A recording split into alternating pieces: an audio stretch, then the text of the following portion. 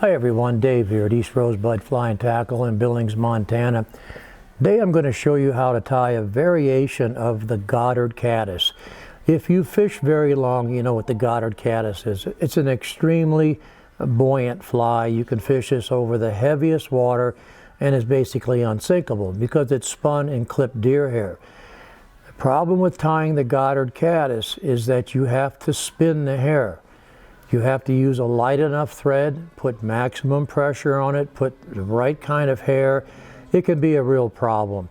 So I'm going to tie for you what's called the G&H Sedge. It was developed by a couple of Englishmen, John Goddard and Cliff Henry, in the early 1970s. It's actually the forerunner of the Goddard Caddis, which John developed a little later. We'll end up with the same bug, but the tying process is a little easier. We don't have to spin hair. We're simply going to flare bunches of it and then trim it. I'm also going to be using a material you may not be familiar with. Typically you use deer hair for Goddard Caddis, and deer hair is just fine, but there are other hairs that work just as well. For example, caribou. You see it's sometimes listed as caribou or reindeer. It flares even better than deer hair. It comes in a variety of colors depending on the animal. The thing I like about reindeer is that the hair is even finer than antelope. What both types of hair share, however, is that they're fairly brittle. So if you use a thin thread and put much pressure on it, you'll cut the hair. So I'm going to be using some 3/0 uni thread to actually tie the hair onto the hook. Then I'm going to switch threads and use some 8/0 Veevus to tie in the hackle so I don't get that kind of bulk. Now this is one of those flies that if you're good using a double-edged razor to cut hair, then you won't have any problems with it. I, for one, am not all that skilled with it. Pat Cohen from Superfly actually has Dr. Slick making scissors for him, a series of scissors.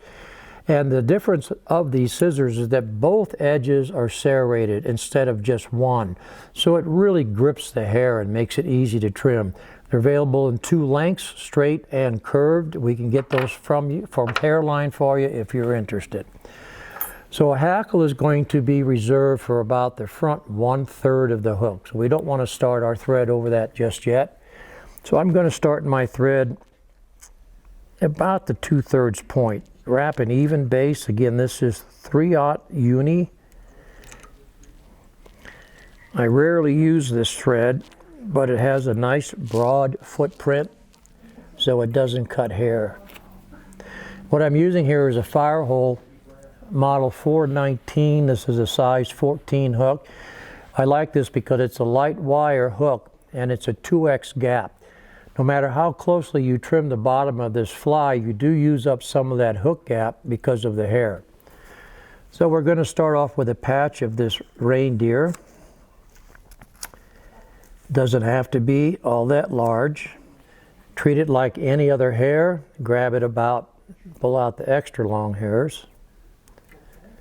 Grab it about 1/3 of the way down from the tips, pardon me here, and clean out the short hair and the fuzzies. There's very, very little waste in this type of a hair. As usual, I have way too much. You don't need that much. The rear part is actually going to be the tail, which we'll trim later. I'm going to put 2 wraps over it, one on top of the other. Simply pull down and flare it. Okay, like I say, it flares beautifully. Pack this back. Bring your thread forward. Make a couple of tight thread wraps in front of it. Now this is the same as the Goddard Caddis. You flare the rear hair bunch because you have the hook point and the gap to worry about. When you try to spin hair, it gets caught on that. So the process so far is identical to a Goddard Caddis, except from now on, we're not going to spin any hair. We're going to flare every bunch of it. We're just going to stack them up back to back. Since the hair on the bottom ends up being cut off anyway, you don't need to spin the hair. With flaring, you keep most of the hair on top of the hook shank.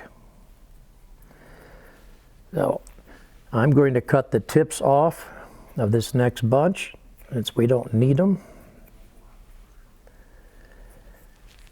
Lay this right up next to your previous bunch.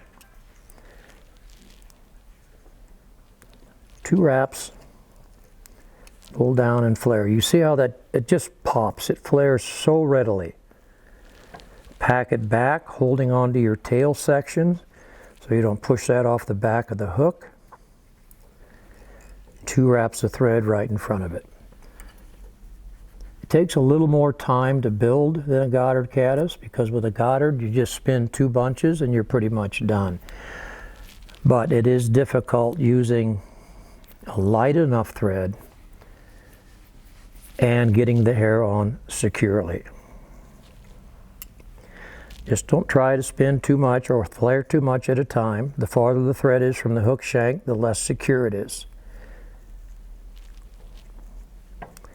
Again, we're going to pack that back, bring our thread through it forward, 2 tight wraps. And if you haven't tried reindeer or caribou hair, you really should. It's fun stuff to work with, and there's really very, very little waste in it.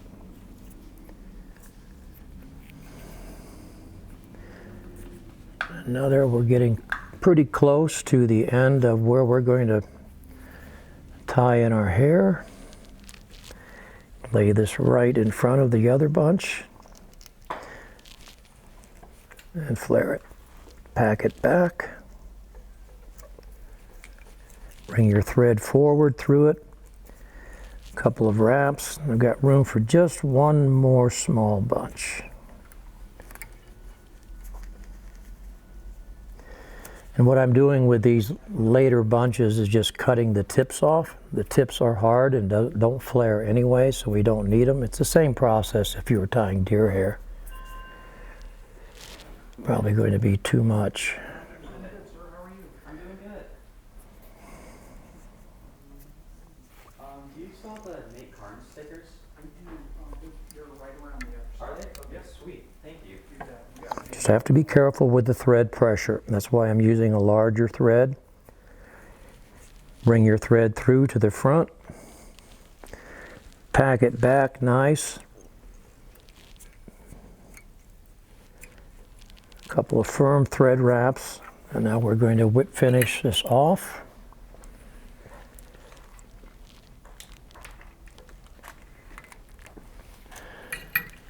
Okay, we're going to remove the fly from the vise. The time to trim the hair is before you put the hackle in. Basically, you're going to turn it upside down. Again, if you're good with a double-edged razor, this is a good time to use it. I'm just going to clip it off on the bottom, as close to the hook shank as I dare. Like so. And then we're just going to trim kind of a cone of hair. Give it that caddis shape.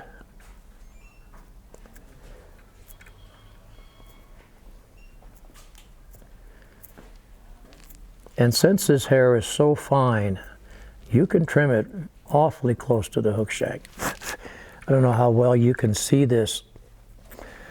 You can see how fine those hairs are. You can really pack in a lot of hair when you're using reindeer or antelope. And I prefer reindeer because it's finer, not quite as brittle, and you can really get a nicely packed fly using it. And we happen to have plenty of it here at the shop. We are in the golden years of fly tying. 30 years ago, you had no chance of getting hairs like this. It just simply was not available.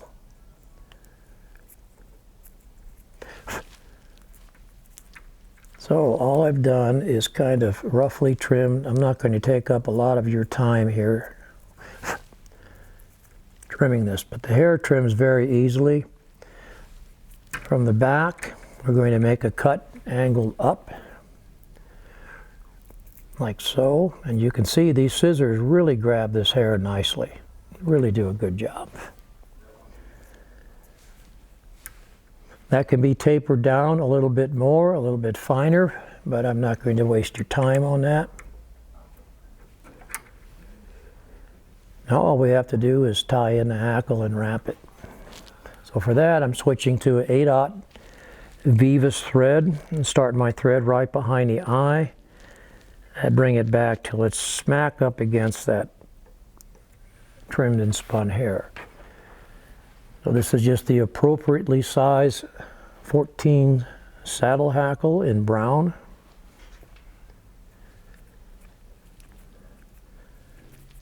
Before you tie your hackle in, strip off some extra fibers. I'm holding the shiny side towards me, so I'm going to be wrapping the shiny side forward.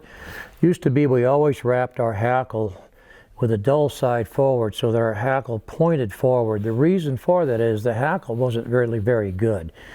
And the theory was if the hackle barbs were pointing forward, it would give us more support on the fly. But it makes the head whip finish very, very difficult because the hackles are flared over the eye.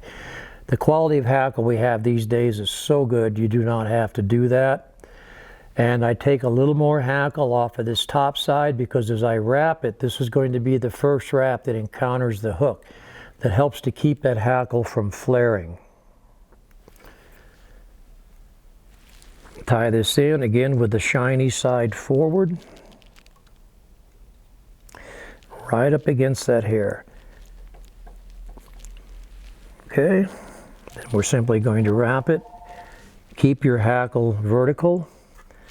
Hackle wraps surprisingly tightly. Yes.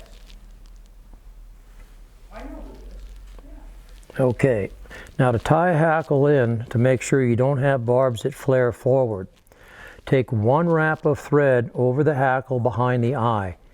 Pull the hackle away from you. That flares the hackle on top of the hook, allows that thread to settle against the quill instead of trapping fibers. Don't pull down on your thread yet. Then pull it towards you. That flares the hackle on the bottom of the hook and again allows this to seat on the quill itself. Two tight thread wraps, one over the top of each other. No, it's okay. Carefully trim that off. You can see that the hackle is stacked nice and vertical. We have very little hackle trying to slide out forwards. And we'll sneak a whip finish in right behind that. I have a few barbs sticking up, but not too bad. Now I ran the hair a little too far forward. Should have a little more hackle than this on the fly. More like the example I showed you. Like anything, it takes practice. I do this once for the videos. I don't really have time to practice. So that's the G&H Sedge. It's an easier version of the Goddard Caddis. You dress this with floating before you fish it, or use a product like the permanent type of waterproofing. You can use Scotch Guard, let it dry for 24 hours, and you've got a fly that's permanently waterproofed. Have any questions, please don't hesitate to contact us. As always, thanks for joining in, and we'll see you next time.